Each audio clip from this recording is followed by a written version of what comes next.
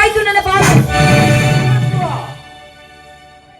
ಅಂದರೆ ಭೂಮಿ ಮುಚ್ಚಿದ ಚಂಡದಂತಿರುವ ನಿನ್ನ ಮಾತಿನ ಅರ್ಥ ಸ್ವಲ್ಪ ತಿಳಿಸಿ ಹೇಳಮ್ಮ. ಈ ಮನೆಯಲ್ಲಿ ನಾನು ನನ್ನ ಗಂಡ ಇರುವುದು ಕೆಲವೊಂದಿಷ್ಟು ಜನರಿಗೆ ಇಷ್ಟ ಇಲ್ಲ ಅಂತ ಕಾಣುತ್ತೆ. ಮುಚ್ಚು ಬಾಯಿ. ಯಾರ ಎದುರಿಗೆ ನಿಂತು ಮಾತನಾಡುತ್ತೀನಿ ಎಂಬ ಮೈ ಮೇಲೆ ಖಬರ ಇಟ್ಟುಕೊಂಡು ಮಾತನಾಡಮ್ಮ.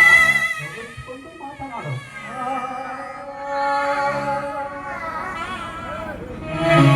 ಅಣ್ಣ ಅದು ಅಂದ್ರೆ ನಮ್ಮವ್ವ ನಂದೇ ತಪ್ಪು ಅನ್ನೋ ತರ ಮಾತಾಡ್ತಾ ಇದ್ರಲ್ಲ.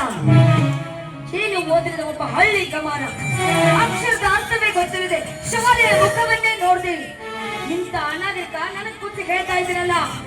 ಅವರವರ ಯೋಗ್ಯತೆಯನ್ನು ಅವರು ತಿಳಿದುಕೊಂಡ್ರೆ ಒಳ್ಳೆಯದು. ಮುಚ್ಚು ಬಾಯಿ.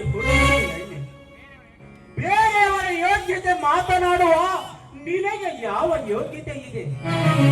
ಏನೆಂದೇ? ಅಕ್ಷರದ ಶಾಲೆಯ ಕಲಿಯದ ಅಕ್ಷರದ ಅರ್ಥವೇ ಗೊತ್ತಿಲ್ಲ.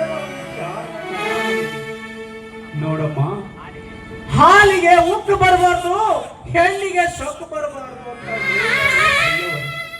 ಇದನ್ನು ಅರ್ಥ ಮಾಡಿಕೊಂಡು ನಡೆದರೆ ಹೆಣ್ಣಿನ ಜನ್ಮಕ್ಕೆ ಒಂದು ಅರ್ಥ ಸಿಗುತ್ತೆ. ಅಂದ್ರೇನು? ನಿಮ್ಮ ತಮ್ಮ ವಿದ್ಯಾವಂತ ಪಂಡಿತನೇ, ನನಗೆ ಬುದ್ಧಿವಾದ ಹೇಳಲಿಕ್ಕೆ. ನೋಡಮ್ಮ, ಅಲ್ಪ ವಿದ್ಯೆ ಮಹಾಕರ್ಮಿ, ಇದು ಒಳ್ಳೇದಲ್ಲಮ್ಮ, ಒಳ್ಳೇದಲ್ಲ. ಅಷ್ಟಕ್ಕೂ ನೀನು ಹಂಗಿನ ಮನೆಯಲ್ಲಿ ಕುಳಿತು ಉಂಡು ಓದಿರುವುದು ಕೇವಲ ಒಂದೇ ಒಂದು ಡಿಗ್ರಿ.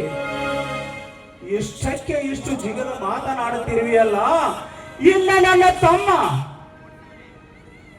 ಗುಡಿಸಲಲ್ಲಿ ಕುಳಿತು ಅಂಬಲಿಯನ್ನು ಉಂಡು ಭಾರತ ಸರ್ಕಾರ ನಡೆಸುವ IAS ಪರೀಕ್ಷೆಯಲ್ಲಿ ಕರ್ನಾಟಕ ರಾಜ್ಯಕ್ಕೆ ಗೋಲ್ಡ್ ಮೆಡಲಿಸ್ಟ್ ನಮ್ಮ ನನ್ನ ತಮ್ಮ ಗೋಲ್ಡ್ ಮೆಡಲಿಸ್ಟ್ ಅಂದಾಗ ಅವನು ಇನ್ನೆಷ್ಟು ಜಿಗಿದು ಮಾತನಾಡಬಲ್ಲ.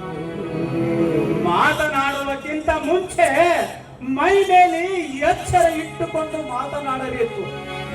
ಅದಕ್ಕೆ ಬಲ್ಲವರು ಹೇಳಿದಾರ, ಒಳ್ಳೆಯವರ ಗುಣ ಅವರ ನಡತೆ ನುಡಿಯಲ್ಲಿ ನೋಡು ಅಂತ. ಹೌದಣ್ಣ, ತಪ್ಪು ಮಾಡುವುದು ಮನುಷ್ಯನ ಸಹಜ ಗುಣ.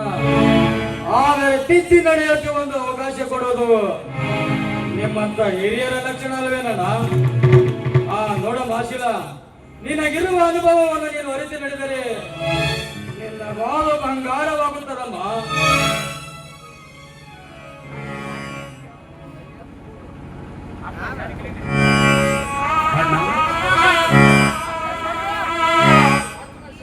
ಶಾಲೆ ಕಲಿಯುತ್ತೀನೆಂದು ಸುಳ್ಳು ಹೇಳಿ ಎದೆಯಲ್ಲಿ 2 ಅಕ್ಷರ ಇರದೆ ತಂದೆ ತಾಯಿಗೆ ಮೋಸ ಮಾಡುವ ಮಕ್ಕಳೇ ತುಂಬಿಕೊಂಡಿರುವ ಈ ಸಮಾಜದಲ್ಲಿ